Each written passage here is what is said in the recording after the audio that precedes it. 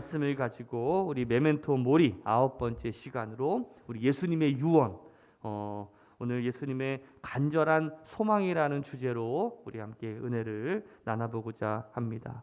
그리고 오늘은 예수님의 유언에 대해서 함께 말씀을 좀 나눠봤으면 좋겠는데, 자, 예수님께서는 워낙 어떤 유언적인 말씀을 참 많이 하셨잖아요, 그렇죠? 그래서 어떤 이게 딱 유언이다라고 할 정도로 말하기가 사실은 어렵습니다. 그러니까 주님께서 수시로 제자들에게 자기가 죽어야 된다. 그게 사실 엄밀히 말하면 내가 죽어야 된다라는 게 유언 아니었습니까? 그렇죠? 내가 십자가를 져야 된다라고 기회가 될 때마다 제자들에게 알려주셨던 것 같아요. 그러니까 결국 예수님의 사명은 뭐냐면 십자가로 인해서 내가 죽는 거야. 그렇죠? 그게 예수님의 목적이죠. 여러분들 흔히 우리가 사순절 때, 이 고난 주간 때 제일 많이 듣는 설교가 여러분들 십자가에서 예수님께서 말씀하신 그 말씀을 우리가 가상칠언이라고 이야기하는데, 그 십자가 위에서 예수님께서 죽기 직전까지 7마디를 하시거든요. 그 말씀을 가지고 우리가 많은 묵상을 하고 많은 설교를 듣는데, 혹시 들어보셨습니까? 가상칠언이라고? 제일 첫 번째 말씀이 뭐냐면 누가복음 23장 34절에 아버지여 저희를 사하여 주옵소서. 두 번째는 누가복음 23장 43절 말씀에서 내가 진실로 내게 이르노니 오늘 내가 나와 함께 낙원에 있으리라. 세 번째 말씀은 요한복음 19장인데 여자여 보소서 아들이니이다. 네 번째 말씀은 마태복음 27장 말씀인데요. 엘리 엘리 라마 사박다니. 다섯 번째 말씀은 요한복음 19장 28절 말씀에 내가 목마르다. 그리고 요한복음 19장 30절 말씀에 여섯 번째로 다 이루었다. 그리고 마지막으로 누가복음 23장에 내 영혼을 아버지 손에 부탁하나이다. 이 말씀, 이 7가지 말씀을 우리가 십자가상에서 하신 말씀이라고 우리가 많이 알고 있습니다. 그 중에 이 여섯 번째 말씀이 참 의미가 있지 않습니까? 다 이루었다라는 거예요. 완성했다라는 거죠. 자, 무언가 목적이 있는 말씀, 다시 말하면 어떤 유언과 가장 가까운 말씀이 아닐까. 요한복음 19장 30절 말씀에 같이 한번 읽어볼까요? 시작. 예수께서 신 포도주를 받으신 후에 이르시되 다 이루었다 하시고 머리를 숙이니 영혼이 떠나가시니라. 다 이루셨다. 예수님께서 이렇게 말씀하셨는데 무엇을 이루셨을까요? 도대체 무엇을 다 완성하셨다는 뜻일까? 자, 이 예수님의 유언은 전날 밤에 이 제자들과의 마지막 만찬, 우리가 최후의 만찬이라고 많이 표현하잖아요. 그 만찬 석상에서 이루어졌습니다. 그날 하셨던 말씀이 이루어지게 된 거죠. 그날은 무교절의 첫날, 다시 말하면 6월절이었습니다. 자, 예수님께서 이 제자들에게 특별한 심부름을 시키셨고 또 6월 만찬을 위해 어떤 객실을 준비하게 하셨죠. 그래서 마가의 어떤 소유로 전해지는 어떤 큰 다락방이 준비가 되었고 또 음식들이 준비가 되어서 그 12 제자들과 함께 예수님께서 어떤 저녁을 드시게 되었어요. 자, 누가복음 22장 15절과 또 19절과 20절의 말씀을 보면 한번 같이 한번 읽어볼까요? 시작. 이르시되 내가 고난을 받기 전에 너희와 함께 이 6월절 먹기를 원하였노라. 또 떡을 가져 감사하시고 떼어 그들에게 주시며 이르시되 이것은 너희를 위하여 주는 내 몸이라. 너희가 이를 행하여 나를 기념하라 하시고 저녁 먹은 후에 잔도 그와 같이 하여 이르시되 이 잔은 내 피로 세우는 새 언약이니 곧 너희를 위하여 붓는 것이라. 우리가 성만찬할 때마다 항상 듣는 말씀 아니겠습니까? 오늘 이 최후의 만찬, 제자들과 함께하는 그 자리에서 예수님께서는 내 몸에 이 살이 그리고 내 몸에 있는 이 피가 바로 너희를 세우는, 너희를 살리는 어떤 구원의 어떤 피요, 구원의 살임을 우리에게 알려주고 있다라는 거예요. 너희를 위하여 주는 나의 이 살, 이것을 위하여 흘리는 내 피. 이 말씀은 여러분들 예수님께서 이때 처음 하신 게 아니라 그 가버나움 회당에서 먼저 하셨던 말씀인데 요한복음 6장에서 이렇게 말씀하셔요. 누구든지 내 살을 먹고 내 피를 마시는 사람은 영생을 가졌다라고 말씀하고 있어요.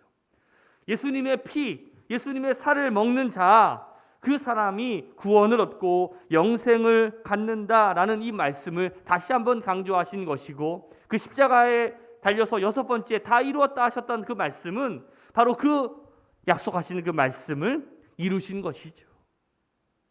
예수님의 살과 피를 상징하는 그 유월절 떡과 포도주를 먹고 마심으로 그 제자들에게 구원의 길, 영생의 길을 열어주셨고, 그 제자들뿐만 아니라 오늘 예수를 믿는 우리 모두에게 동일하게 그 구원의 길을 우리에게 베풀어 주셨다는 거예요.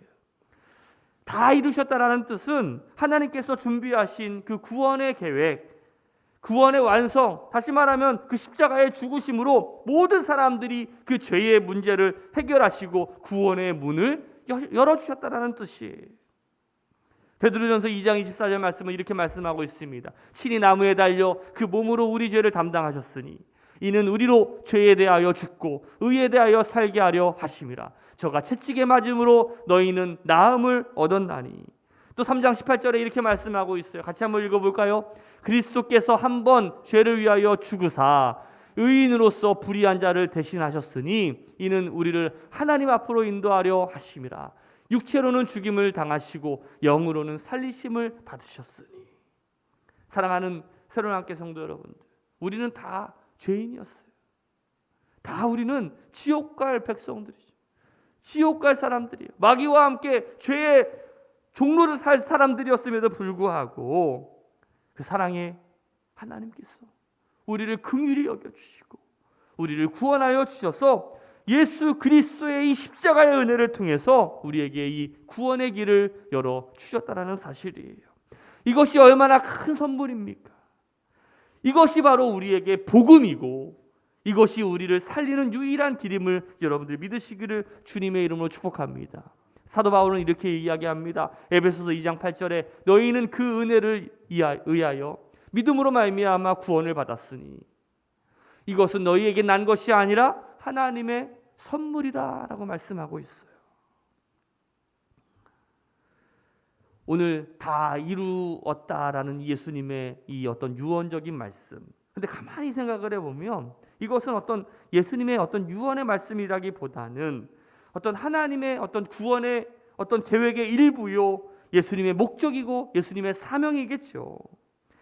진정한 유언은 제가 한번 생각을 해보니까 예수님께서 이루신 어떤 구원이 아니라 예수님께서 십자가에 달려 죽으셨지만 다시 살아나셨습니다. 믿으십니까? 부활을 믿으셔요? 그 부활하신 예수님께서 그 하늘로 승천하시면서 우리에게 주신 말씀이 있어요. 그 말씀이 뭐예요? 오늘 본문의 말씀이에요. 이게 바로 주님이 정말 우리에게 원하는 어떤 원하시는 말씀이고 그것이 원하시는 소망이고 바람이죠. 우리가 흔히 이것을 우리가 예수님의 지상 명령이라고 우리가 부릅니다. 우리 오늘 본문의 말씀을 한번 읽어볼까요? 시작. 그러므로 너희는 가서 모든 민족을 제자로 삼아 아버지와 아들과 성령의 이름으로 세례를 베풀고 내가 너희에게 분부한 모든 것을 가르쳐 지키게 하라. 볼지어다 내가 세상 끝날까지 너희와 항상 함께 있으리라 하시니라. 아멘. 자, 예수님의 이 지상명령의 핵심이 뭐예요? 제자를 삼는 거예요. 제자를 삼는 거. 내가 복음을 전하는 사람들에게 예수님의 복음이 들어가서 예수님의 제자가 되게 하는 것. 여러분들의 자녀들이 여러분들의 자녀를 키우면서 해야 되는 일이 있습니다. 어떤 일을 해야 돼요? 여러분들의 자녀들이 예수님의 제자가 될 수 있도록 여러분들이 양육해야 된다는 거예요. 여러분들이 섬기는 이 교회 그리고 소그룹 모임에 있는 많은 성도들이 예수님의 제자가 될 수 있도록 여러분들께서 그것을 위해서 애쓰고 수고하고 노력해야 된다는 거예요. 제가 흔히 항상 기회가 있을 때마다 강조하는 게 있는데 이 제자와 팬은 다릅니다. 팬은 어때요? 그냥 막 열광하고 막 쫓아다니고 하지만 갑자기 좋아하는 동경의 대상이 바뀌면 갑자기 갈아타요. 그러나 제자는 그렇지 않죠. 제자는 한 스승만, 오로지 그 한 스승만 바라보며 가는 것이 진정한 제자 아니겠습니까? 전에 여러분들 그 소시적에 뭐 H.O.T니 G.O.D니 뭐 서로 아이돌이니 막 좋아한다고 막 했다가 그럼 지금은 뭐 생각도 나십니까? 기억도 나지도 않죠. 그냥 한때 열광하고 많은 그러한 팬의 모습이 아니라 제자는 팬과는 전혀 다른 모습이에요. 오늘 주님은 우리가 주님의 진정한 제자가 되기를 원하고 있다는 사실이에요.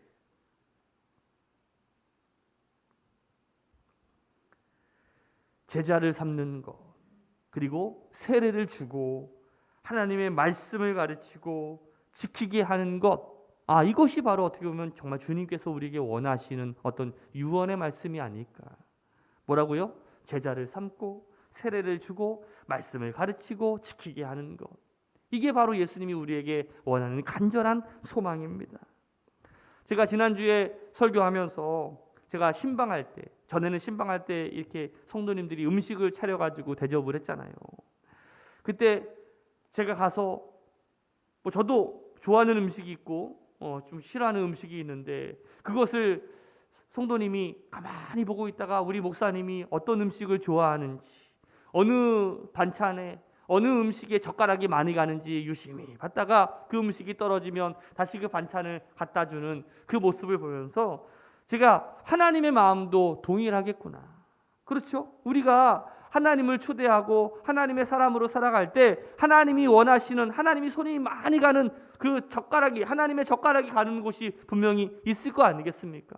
그것을 유심히 보면서 내가 그 일을 내가 해야 되겠구나. 저는 그게 바로 하나님의 원하시는 선교요 전도라고 저는 믿습니다. 교회는 그것을 해야 돼요. 교회는 전도하고 선교하지 않으면 그것은 교회가 아니에요. 정말 예수님을 기쁘시게 하는 것, 예수님의 십자가를 완성하는 것, 바로 복음 전도하고 선교하는 것, 그것이 정말 하나님이 기뻐하시고 하나님의 젓가락이 가는 것 아니겠어요? 한번 옆 사람한테 한번 물어보세요. 전도하고 계십니까? 시작. 선교하고 계십니까? 우리가 전도하지 않고 선교하지 않는다면 우리는 반쪽 크리스천밖에 되지 않아요. 예수님을 위해서 식사를 준비했는데 예수님이 좋아하는 밥과 반찬에는 관심도 없고 그냥 내가 좋아하는 것만 그냥 먹고 있다면 예수님을 초대해놓고 그게 얼마나 신뢰예요. 그렇지 않습니까? 예수님의 마음이 어떻겠어요? 나는 정말 이걸 먹기를 원하고 여기에 젓가락이 가기를 원하는데 우리는 자기가 원하는 것에만 자꾸 관심을 갖고 거기에만 손이 간다면 예수님이 우리를 바라보는 마음이 얼마나 슬프시겠어요. 주님은 한 영혼이 천하보다 귀하다라고 말씀했어요. 여러분들은 천하보다 귀한 영혼 아니겠어요? 여러분들 잃어버린 양의 비유를 여러분들 기억하실 것입니다. 그 99마리의 양을 내비도 두고 잃어버린 한 마리를 찾아가는 그 어린 그 양을 찾기 위한 그 목자의 심정으로 잃어버린 드라크마의 비유를 여러분들 아시죠? 그 한 드라크마를 찾기 위한 그 주인의 그 간절한 심정을 우리는 기억해야 돼요.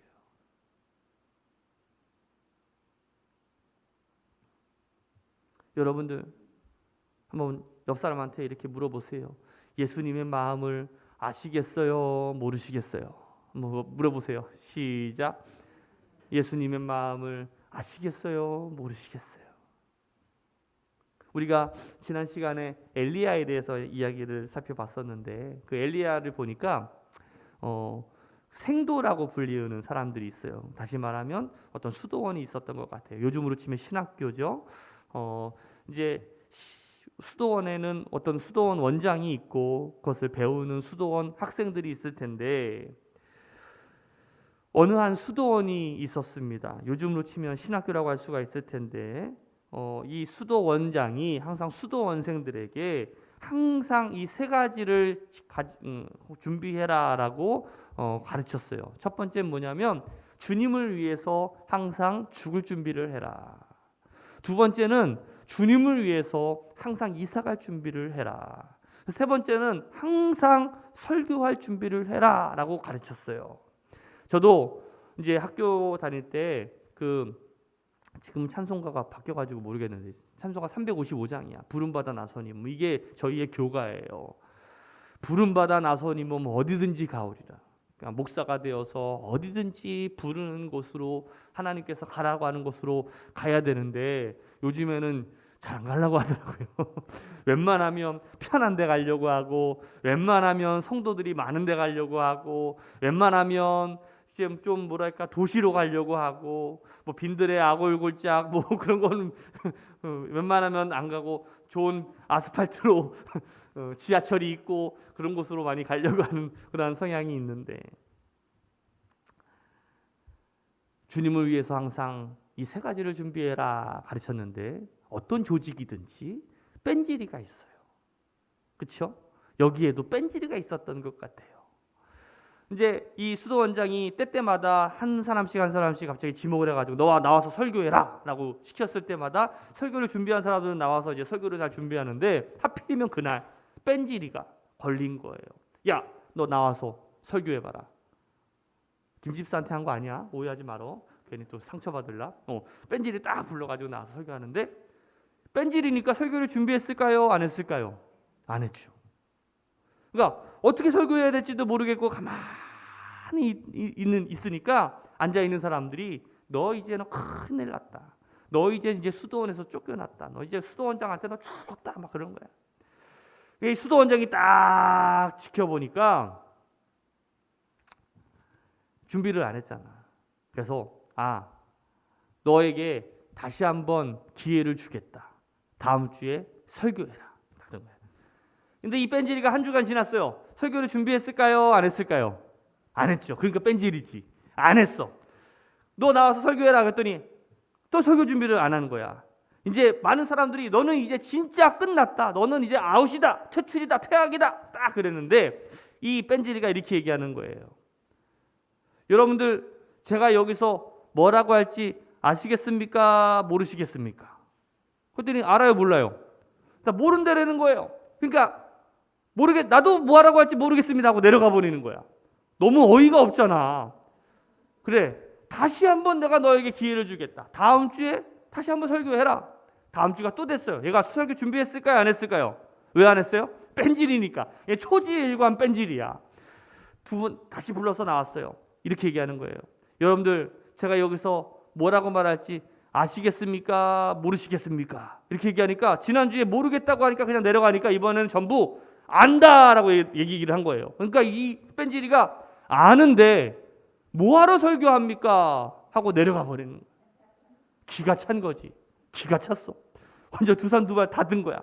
이 수도원장이 이제 화가 끝까지 나가지고 그래, 사람은 3-4번의 기회를 주니까 마지막 너에게 기회를 주겠다. 다음 주에 설교 준비해라. 한 주가 지났습니다. 뺀질이가 설교를 준비했을까요? 안 했을까요? 안 했어요. 대단한 친구야. 초지일관의 뺀질이. 그 뺀질이가 나왔습니다. 이렇게 얘기하는 거예요. 여러분들 제가 여기서 뭐라고 말할지 아시겠습니까? 모르시겠습니까? 그랬더니 처음에는 모른다고 하니까 내려가고 안다고 해도 내려가니까 이번에는 앉아있는 사람들끼리 짰어. 이쪽 반은 모른다고 얘기하고 반은 안다고 얘기하는 거예요. 그랬더니 이 뺀질이가 이렇게 얘기하는 거예요. 그러면 아는 사람이 모르는 사람한테 알려주십시오 하고서 내려가 버리는 거예요. 이제는 너는 완전히 신학교에서 아웃이다. 퇴학이다. 그 모든 사람들이 이거 수도원장님을 딱 바라보고 있는데 수도원장님이 딱 팔짱을 끼면서 한참을 생각하다가 딱 일어서더니 박수를 막 치는 거예요. 내가 여태까지 들었던 설교 중에 가장 복음적인 설교다. 가장 은혜로운 설교다. 왜냐? 복음은 아는 사람이 모르는 사람한테 가르쳐주는 것이기 때문이다. 그렇게 얘기를 하는 거예요. 우리 사랑하는 새로운학교 성도 여러분들은 예수님의 복음을 아시는 분이에요? 모르시는 분이에요? 그러면 어떻게 해야 돼요? 모르는 사람에게 알려주어야 되는 거예요. 우리가 복음을 안다면 꼭 기억해야 되는 것이 하나가 있습니다. 첫 번째는 복음이 절대적이라는 거예요. 한번 따라합시다. 복음은 양보할 수 없다.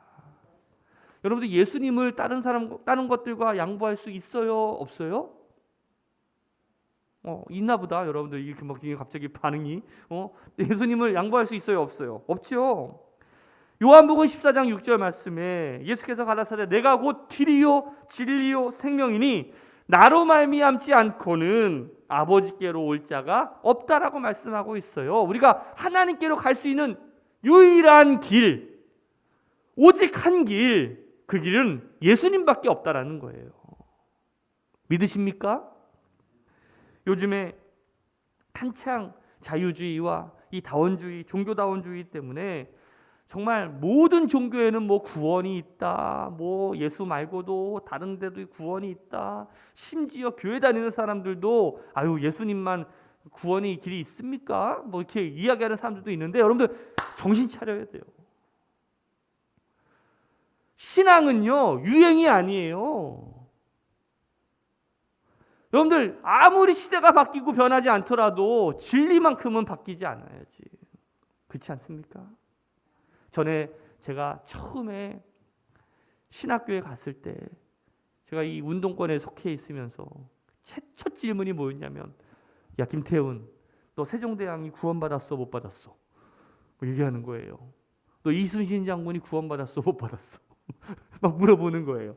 순간만 난처하더라고. 그러면서 잘 들어. 산이 이렇게 있는데 산 정상에 올라가는 길은 이쪽 길만 있는 게 아니고 이쪽 길도 있고 이쪽 길도 있고 이쪽 길도 있고 이쪽 길도 있는 거야. 어느 쪽으로 가든지 정상으로만 올라가면 되는 거지. 그러면서 가르치더라고. 그런데 기독교가 말하는 그 종교는요, 우리가 산에 오르는 종교가 아니에요. 우리가 구원의 경지로 올라가는 그 구원 그런 것이 아니라 하나님이 이 땅으로 내려오신 거야. 개념이 전혀 틀려요, 여러분들.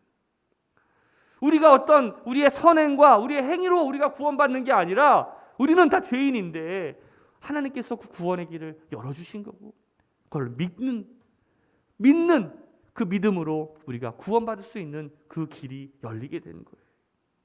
오늘 많은 종교에 구원이 있다라고 하는 그러한 유혹과 그 유행이라고 여러분들 거기에 우리가 빠져가지고 여러분들의 신앙을 잃어버리지 말고 이 복음이 절대적인 진리임을 우리가 믿고 굳건히 나아가는 우리 새로남게 성도들이 되시기를 주님의 이름으로 축복합니다. 복음이 아니고서는 우리가 구원을 받을 수 없다라는 그 절대성을 우리가 꼭 붙잡고 살아가야 됩니다. 우리 한번 사도행전 4장 12절 말씀을 같이 한번 읽어봅시다. 시작. 다른 이로서는 구원을 얻을 수 없나니 구원을 얻을 만한 다른 이름을 우리에게 주신 일이 없음이니라. 아멘. 두 번째는 복음은요 긴박한 거예요. 긴박한 거. 한번 따라합시다. 전도의 기회가 항상 있는 것은 아니다. 저는요 항상 생각하는 게 인생은요 타이밍이 있다라고 생각이 들어요. 그렇죠? 때가 있어요. 결혼할 때도 보니까 그 때를 놓치면은 참 결혼하기 쉽지도 않은 것 같아요. 운동도 마찬가지인 것 같아요. 어떤 타이밍에 또 내가 어떤 때에 그것을 마치고 하느냐에 따라서 그것이 전혀 달라지는 것 같아요. 인생에서도 마찬가지입니다. 근데 정말 중요한 건 이 구원에 있어서도 때가 분명히 있다라는 거예요. 복음의 문이 열려 있지만 언제나 누구나 들어와도 좋지만 그런데 그 활짝 열려 있던 그 문이 어느 순간에 갑자기 닫혀버리고 막혀버린다라는 것이죠. 그래서 성경은 항상 때를 말하고 있어요. 그래서 만사의 때가 있다라고 성경은 가르치고 있는데 사람이 구원받을 때가 있고 멸망을 받을 때가 분명히 있다라는 거예요. 문이 활짝 열려 있을 때가 있고 굳건히 닫혀 있을 때가 있다라는 거죠. 이 말은 복음의 긴박성을 말하고 있는 건데 그때가 지나버리면 소용이 없다라는 거예요. 오늘 여러분들이 하나님께 쓰임받을 때도 분명히 있어요. 너무 그때가 지나가 버리면 내가 쓰임받지도 못해. 오늘 하나님께서 여러분들을 이곳에 보내주신 이유는 분명히 여러분들을 향한 어떤 하나님의 때, 하나님의 어떤 찬스를 여러분들을 통해서 우리에게 보여주시기 위함인지도 몰라요. 여러분들 D.L. 무디의 전기를 읽어보면 그가 정말 후회하는 일이 하나가 있대요. 어떤 일이냐면 자기가 그 시카고에서 이제 전도 집회를 하는데 그때 이 무디가 모일 때마다 수만 명들이 모였잖아요. 그 수만 명들이 모여가지고 설교를 하는데 자꾸 그 성령님께서 내 마음속에 뭐라고 설교를 하냐면 자꾸 심판에 대해서, 종말에 대해서, 영혼 구원에 대해서 자꾸 설교를 하라고 마음을 주시더라는 거예요. 그런데 이 설교는 원래 내가 그 다음날 하기로 계획된 설교고 내가 오늘 할 설교는 따로 준비가 되어 있었는데 그래도 내가 이 설교를 성령의 감동 말고 그래도 내가 준비한 설교를 하고 내가 내일 그 설교를 해야 되겠다라고 하고서 그 설교를 준비했던 설교를 했다라는 거예요. 그날 밤에 시카고 대화재가 일어났어. 수많은 사람들이 죽었다라는 거예요. 그때 정말 이 D.L. 무디 목사님이 너무나 후회됐다라는 거예요. 내가 성령의 감동을 받아서 그때 내가 이 구원에 대해서, 심판에 대해서, 종말에 대해서 내가 그렇게 설교하고 했었더라면 그 말씀을 듣고 얼마나 많은 사람들이 천국에 갈 수 있었을까?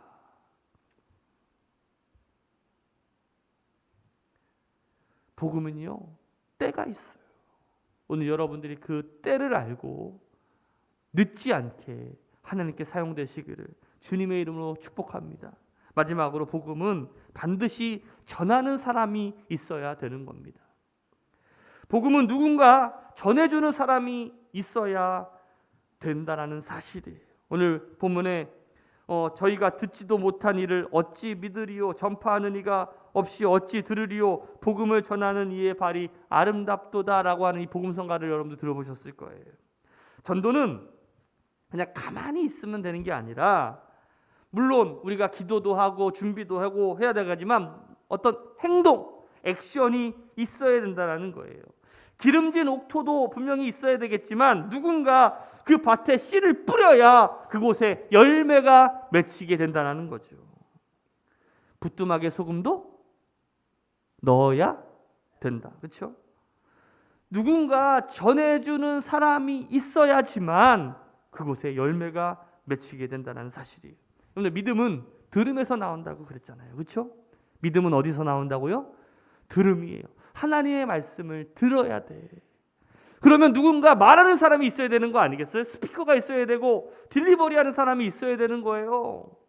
여러분들 아무리 여러분들이 맛있는 음식을 막 여기 뭐 사이트에서 먹는다고 할지라도 그걸 배달해 주는 사람이 없으면 먹을 수 없는 것처럼 누군가 우리가 하나님의 말씀을 전달하고 배달하는 사람들이 있어야 돼. 오늘 여러분들이 그러한 사람이 되시기를 주님의 이름으로 축복합니다. 오늘 하나님의 복음을 아는 사람들, 오늘 여러분들이 다 하나님의 마음과 하나님의 사랑을, 하나님의 복음을 아는 사람이잖아요. 그리고 하나님이 어디에 마음이 있고 어디에 관심이 가 있는지 누구보다도 잘 알고 계시지 않습니까? 오늘 그 하나님의 마음을 우리가 알고 오늘 예수님께서 죽으시면서까지 우리에게 주시는 그 간절한 소망, 오늘 그 예수님의 소망을 이루어 가시는 우리 새로운 함께 성도들 되시기를 주님의 이름으로 축복합니다.